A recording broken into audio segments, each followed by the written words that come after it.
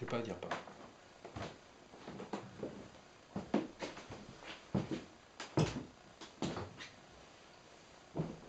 Bonjour Danfield. Bonjour Serge. L'économie actuelle exige plus de compétitivité à cause de la mondialisation des échanges. Pour survivre, il nous faut être plus rentable et surperformant.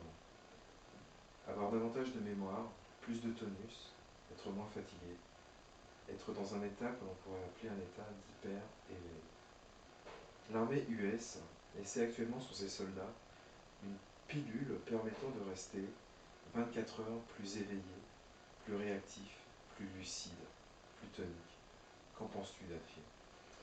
Alors je pense que sur le moment, pour celui qui explore les effets de cette pilule, c'est magnifique, évidemment, pouvoir se dire, je n'ai pas de fatigue, je prête attention à tout ce que je veux, je mémorise tout, je suis très concentré, j'ai plein d'énergie, plein de tonus, de force, waouh, et de la mémoire et de la capacité à mémoriser, c'est superbe. Mais quels vont être les effets secondaires d'une telle pilule?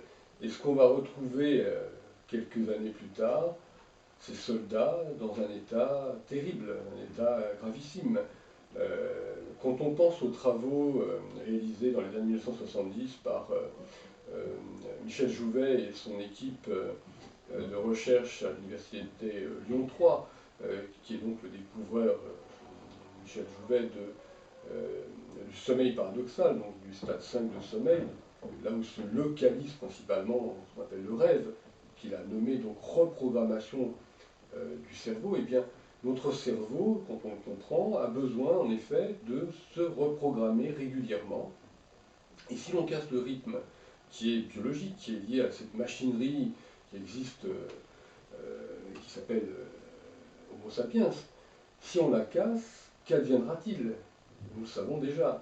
Un individu qui n'a pas son sommeil régulé, même si on croit que sur le moment c'est magnifique, il a plus de capacité, de densité, d'attention et autres, à un moment donné se trouve à commencer à avoir des excès de fatigue, à tomber dans la rue, à ne plus être capable de se concentrer, voire quasiment, j'oserais dire pire, à être devant tout le monde dans la rue et à halluciner qu'il voit ou qu'il entend quelqu'un qui n'existe pas, parce qu'il est comme dans un rêve, seulement son rêve a lieu en plein moment d'éveil.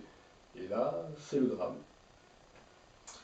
En 2011, le réalisateur Neil Burger nous a proposé le film Limitless.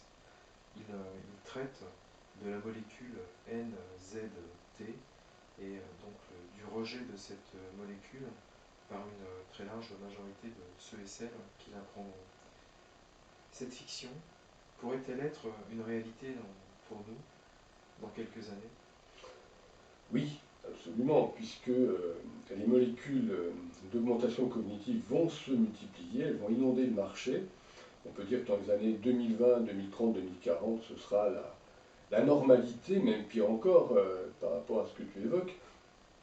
Sur le plan neuroéconomique, tout individu qui n'utilisera pas ces molécules sera en retard vis-à-vis des autres. C'est-à-dire que les autres seront capables de rester 12 heures au bureau à travailler, à surtravailler de façon très attentive, très performante. Celui qui ne prendra pas sa molécule, il sera clochard dans la rue, il n'a plus de jeu, plus de choix pour lui. Donc, oui, on peut se dire, on arrive devant une évidence, ce sera le cas.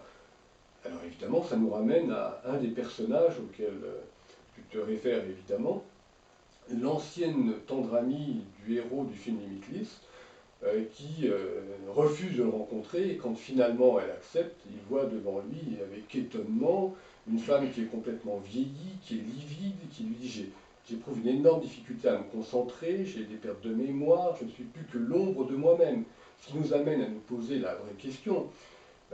Toutes ces recherches qui entrent dans le cadre en philosophie de ce qu'on appelle le transhumanisme, doivent-elles simplement tendre à nous construire sur un être humain augmenté qui serait donc un transhumain, mais finalement inhumain, ou bien devons-nous avoir dans la compréhension du mot transhumanisme l'idée de l'humanisme des Lumières, Et quand je dis l'idée de l'humanisme des Lumières, je veux dire se rappeler que le plus important, c'est le respect de l'individualité de l'individu. Donc nous permettre à chacun d'entre nous de rester maître de ces molécules d'augmentation cognitive. Oui. Les effets immédiats sont un risque de rejet pour 3% de la population. Et 1 pour 1000 auront des rejets au niveau de la cornée. Et les effets à plus long terme sont pour 100% de la population des risques, voire des suicides suite à un effet qu'on pourrait appeler l'effet entre guillemets Viagra. Qu'en penses-tu, Daphine? Alors, oui, en effet, quand on évoque l'intervention chirurgicale sur la cornée, euh, sans cesse les chirurgiens disent attention, il y a un risque, mais il est tout petit, c'est 1 pour 1000, et ça va diminuer, un jour ce sera peut-être 1 pour 10 000, mais quand on est, restons encore dans l'humanisme, quand on est l'individu à qui cela arrive, quand on se dit voilà, je viens d'avoir une intervention chirurgicale qui est ratée, et maintenant j'ai la tête dans les mains tellement j'ai mal, j'ai des maux de tête, j'ai les yeux qui me brûlent, et pour le reste de ma vie, je ne peux plus travailler, je suis un futur clochard, ou un peu de temps d'une façon ou d'une autre. Bon, là, il faut tout de même nous poser en effet des questions et nous dire attention à ces pourcentages, à ces statistiques, revenons à un caractère humaniste. Et en effet, comme tu le mentionnes Serge, il y a le fait de considérer l'aspect dépressif qui est là, sous-jacent, puisque quand tu évoques l'effet Viagra, on a tendance à l'oublier, mais les gens qui prenaient leur Viagra en se disant youpi, ça monte là, je suis un homme puissant, puis soudainement, j'ai plus ma molécule, j'ai pas pu en acheter, et là, je ne suis plus personne. Il y a eu des suicides parce que justement, des centaines même, c'est nombreux. Pourquoi? Parce que ces individus, et ça pourrait nous arriver à chacun d'entre nous, se disent, mais finalement, je dépends d'une molécule. C'est comparable à un drogué sous dépendance. Finalement, quel intérêt d'être ainsi dépendant? Donc à nous de trouver peut-être des voies pour être libres.